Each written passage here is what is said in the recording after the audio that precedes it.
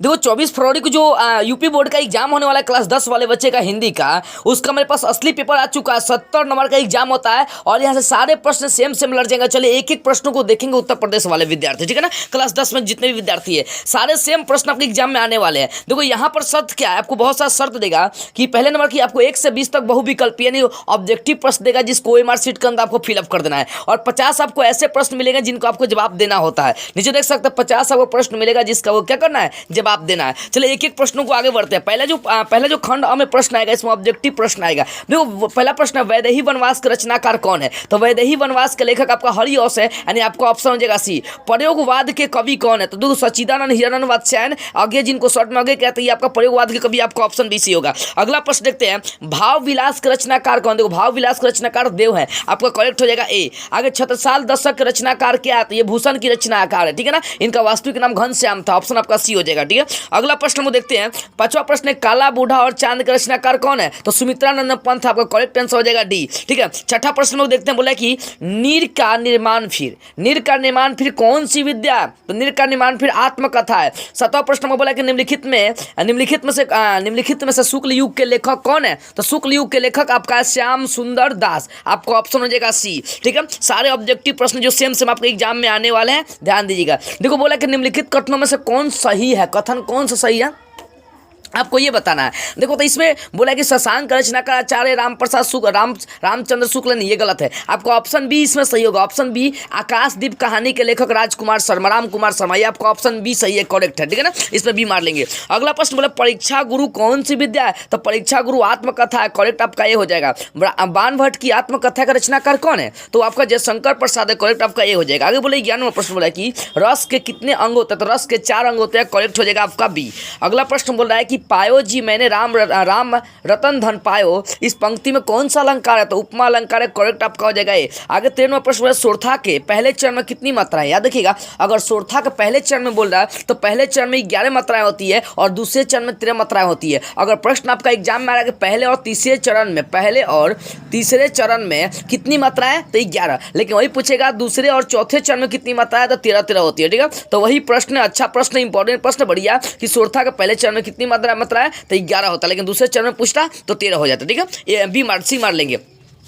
14वां प्रश्न बोला है कि निर्दय शब्द में प्रयुक्त उपसर्ग कौन सा आता है। निर्दय में नीर हो जाएगा, आपका ऑप्शन सी हो जाएगा। नील गाय कौन सा समास है, तो कर्मधारय समास से आपका हो जाएगा ए। अगला प्रश्न 16वां बोल रहा है कि खेत का तत्सम क्या, तो संस्कृत रूप पूछ रहा है, तो तत्सम आपका ऑप्शन ए भूमि हो जाएगा। युष्मद शब्द का पश्चिमी विभक्ति में एक रूप क्या होगा, तो आपका युष्काम हो जाएगा, आपका ऑप्शन ए हो जाएगा, ठीक है। अगला 58वां प्रश्न को देखते बोले कि भाववाच्य में किनकी प्रधानता होती है। तो कर्म की प्रधानता होती है, करेक्ट आपका भी हो जाएगा। वाक्य कितने तो 3 होते हैं, आपका सी हो जाएगा। और अंतिम ऑब्जेक्टिव अब देखते और समझते हैं। बोल रहा है कि अविकारी पद को अन्य किस नाम से जाना जाता है। तो अव्यय पद के नाम से जानते हैं। तो इस तरह से हम लोग ऑब्जेक्टिव प्रश्न देख लिए 20 को, जो आपको एमआर शीट के अंदर फिलअप करना होता है यूपी बोर्ड में क्लास 10 वाले बच्चे को, ठीक है। अब जैसे हम आगे बढ़ते हैं, लॉन्ग प्रश्न को देखते हैं। लॉन्ग प्रश्न को हम लोग समझेंगे। मैंने आपको बताया था कि 6 12 नंबर का जो ना आपको गद्यांश देगा हिंदी में। गद्यांश मीन्स होता है कि उससे देखो, गद्यांश यही कि दिया हुआ सेंटेंस इसको पढ़ के और इससे समेत आपको प्रश्न दिया रहेगा। जैसे यहाँ पर देखिए मैंने गद्यांश में आगे बढ़ा हूँ।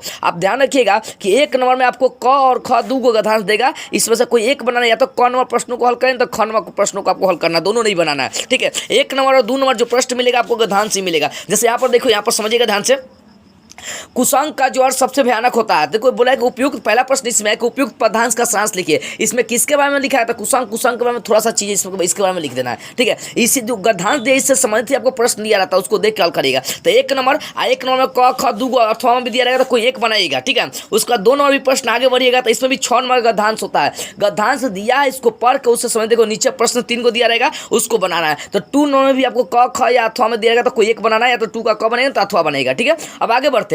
3 नंबर प्रश्न जो आता है वो आपको 3 नंबर में भी 10 को, 3 नंबर और 4 नंबर जो प्रश्न आएगा उसमें 5-5 नंबर का आता है। ये क्या होता है कि संस्कृत में दिया रहेगा, उसको हिंदी में लिखना होता है, ठीक है। तो मैं आपको 5-10 को आपको दोहा दे दूंगा संस्कृत का। जो अभी व्हाट्सअप नंबर ऊपर जो स्क्रीन पर दिया गया उसको लेके मुझसे मेरे व्हाट्सअप नंबर संपर्क कर सकते हैं, ठीक है। देखो यहाँ पर मैं बताना चाहता हूँ कि क्या होगा। देखो 2 को आपको देगा, यानी 3 नंबर जो प्रश्न आएगा ऐसे संस्कृत में दिया हुआ है, इसको हिंदी में कन्वर्ट करके लिखना है, ठीक है। या तो ये वाला अथवा वाला बना लीजिए 3 नंबर में। 3 नंबर में ये होता है। 4 नंबर भी आपको क्या संस्कृत में श्लोक दिया उसको क्या उसको हिंदी में कन्वर्ट करना, ऊपर लिखा है कि हिंदी सहित इनका अनुवाद लिखना, यानी संस्कृत में दिया जाएगा उसको हिंदी में लिखना। तो देखो संस्कृत का मैं 4-5 दोहा दूंगा जो आपको लड़ जाएगा, ठीक है, वहाँ से 10 नंबर कंप्लीट होगा। 3 नंबर भी आपको हिंदी में अनुवाद करने के लिए था संस्कृत का, और 4 नंबर प्रश्न में हिंदी में अनुवाद करने के लिए टोटल कितना 5-5 10 नंबर का हो जाता है, ठीक है। तो वो संपर्क कर सकते हैं। अब आगे बढ़ते 5 नंबर जो प्रश्न आता है वो देखो, वो 3 नंबर का प्रश्न होता है। बोला कि अपने पठित खंड काव्य के आधार पर दिए गए प्रश्नों में एक का उत्तर देना है। यानी कहने का आपको सिलेबस जब पढ़िएगा तो उसमें बहुत सारा, देखो यहाँ पर कोई एगो के बारे में आपको लिखना है। वो क्या लिखना बता रहा हूँ, देखो जैसे यहाँ पर दिया है क का 1 नंबर 2 नंबर, ख का 1 नंबर 2 नंबर, तो कोई एक पर लिखेगा। अगर क का 1 नंबर लिख रहा है तो देखो मुक्ति दूत खंड काव्य के आधार पर उनके प्रमुख पात्रों का जो आपका संस्कृत का चैप्टर्स है या हिंदी का चैप्टर्स है, वहाँ पर 2-4 गो चैप्टर पढ़ लो, लेखक के बारे में जान लो, उस चैप्टर का सारा चैप्टर, बहुत सारा चैप्टर का नाम दिया, किसी एक पेज में लिखना, देख सकते हैं ना, अंग नंबर तक, फिर 6 नंबर 6 नंबर ये सब चालू हुआ है प्रश्न, आप देख सकते हैं सारा प्रश्न। इनमें से कोनो एगो पर लिख दो, कर्णवीर भारती के बारे में, कर्णवीर भरत के बारे में, चाहे तुमुल खंड काव्य के बारे में, किसी एक पर 3 लिख दीजिएगा ना, 3 नंबर मिलेगा, 5-6 लाइन लिखना है। तो मैं यही कहूँगा कि हिंदी का 5-6 चैप्टर पढ़ लो, उसमें से एगो आपका कंफर्म है कि ये भी करेगा, पूरा चैप्टर इसमें छाप देता है, ठीक है। तो ये हो गया आपका। उसके बाद आगे चलेंगे तो आगे जो 4 नंबर प्रश्न नीचे दिए गए खंड का किसी एक का जीवन परिचय, यानी देखो जीवन परिचय लिखने के लिए 10 नंबर का भी आता है। जीवन परिचय लेखक कवि का आता है, जैसे जयशंकर भारती के बारे में, पदुमलाल पुन्नालाल बख्शी के बारे में, जयशंकर प्रसाद, इनका जीवन परिचय लेखक के बारे में आपको लिख देना है। 5 नंबर का कम से कम 10-12 लाइन आपको लिखना पड़ेगा, ठीक है। तो ये 10 नंबर का ये भी आ जाता है। क्या आता है 10 नंबर का, तो आपको लिखने का देखो जो 4 नंबर प्रश्न है क नंबर, ये भी आपको वही प्रश्न है। और आगे भी बढ़ेंगे तो वहाँ भी आपको देखो यहाँ भी वही दिया हुआ है, यहाँ भी आपको 5 नंबर का देता है का लिखने के लिए। तो यहाँ पर जीवन परिचय लिखने के लिए सूरदास, मैथिली शरण गुप्त, माखनलाल, किसी एक के बारे में आपको 10-15 लाइन लिख देना, वहाँ पर आपको नंबर मिल जाएगा 5 नंबर, ठीक है। ये 6 नंबर तक प्रश्न होगा। 7वां नंबर जो प्रश्न आएगा आपको कोई 1-2 नंबर का प्रश्न आएगा श्लोक लिखने के लिए, संस्कृत में श्लोक लिखने के लिए। बोला ना कि अपने पाठ्य पुस्तक में से कंठस्थ कोई एक श्लोक लिखिए जो इस प्रश्न पत्र में ना आया। तो कोई भी एगो श्लोक याद कर लीजिए, जरूर कंफर्म होता है कि एगो श्लोक आएगा तो आएगा एग्जाम में श्लोक एगो आ जाता है, ठीक है, 2 नंबर का श्लोक आ जाता है। तो ये देख लीजिएगा। फिर 8वां टाइप का जो प्रश्न आएगा आपको संस्कृत में कोनो 2 प्रश्न का जवाब देना होता है। तो मैं 10-12 गो संस्कृत का प्रश्न दे दूंगा, व्हाट्सएप संपर्क कर लीजिए। यहाँ देखो यहाँ 8 नंबर 9 नंबर जो प्रश्न आएगा इसमें से 4 गो दिया है संस्कृत में, इसमें 2 प्रश्नों का आपको संस्कृत में जवाब देना है। तो संस्कृत का जो चैप्टर पढ़ा वो जवाब दे सकता है, जो नहीं पढ़ेगा मेरे व्हाट्सएप संपर्क करिए, वहां पर मैं क्वेश्चन लिख कर दूंगा, ठीक है।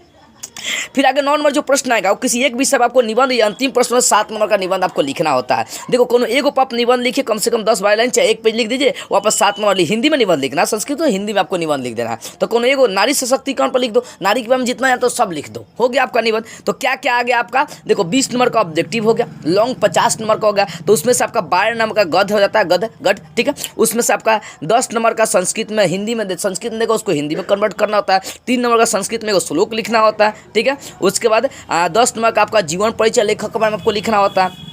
उसका 7 नंबर का निबंध होता है, 2 नंबर का कोई श्लोक आपको लिखना होता है। इस तरह से जो है टोटल 70 नंबर का आपका एग्जाम हो जाएगा, ठीक है ना। तो यहाँ तक आप देख सकते हैं 9 टाइप का आपको प्रश्न देगा, ऑब्जेक्टिव आएगा, और ये इस टाइप से आप सॉल्व कर सकते हैं। और आसानी से इस वीडियो को देखिए और सभी के पास आप शेयर करिए। मैंने आपका पूरा चैप्टर सॉल्व करा दिया और यही आपके एग्जाम में कल आने वाला है।